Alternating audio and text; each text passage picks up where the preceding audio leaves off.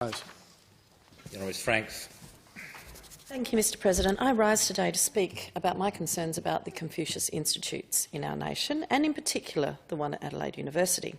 Last week it was revealed that through a media investigation that of the 13 Confucius Institutes at Australian universities, 11 of the contracts that were able to be accessed through freedom of information laws found that our academic institutions are being compromised.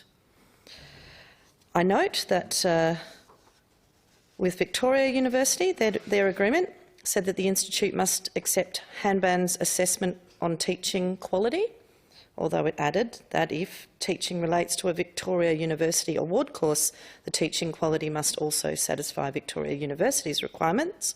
The University of Melbourne's agreement states that that its facility must take into consideration any assessment by the headquarters, that being Hanban, on the teaching quality at this institution.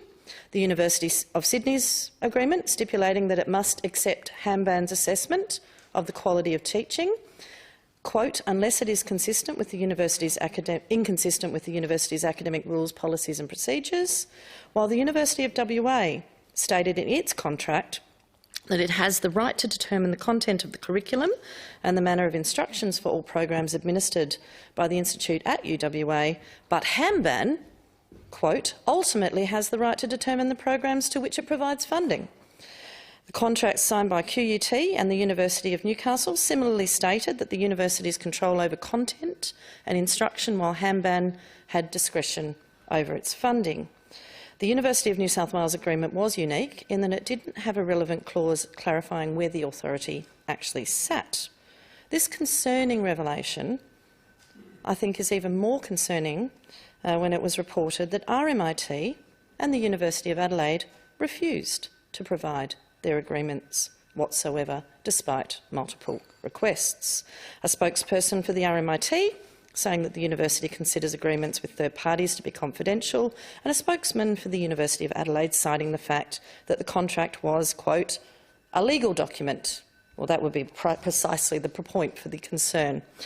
I have raised in this place before, and I have hosted a film in the name of Confucius in this building, raising concerns about Confucius Institutes and Confucius classrooms that have led to the men closed down in Canada, that have exposed time and time again the Chinese Communist Party, through Hanban, having control over the appointment of staff and the content of curriculum. And that content, and certainly the translation of what is specified for someone to be employed by a Confucius Institute or via Hanban, is that they, quote, have good political and professional qualities, love the motherland, voluntarily work for the cause of Chinese language internationalisation, have the spirit of devotion, strong sense of organisational discipline and team spirit, good character and no criminal record. Seemingly innocuous. However, what that love of the motherland equates to is a hatred of all that is not espoused by the motherland. It leads to the erosion of the identities of Tibet and Taiwan. It has seen practices where children at schools, where there are Confucius classrooms in New South Wales, have come back bullied because of their Tibetan names or their culture.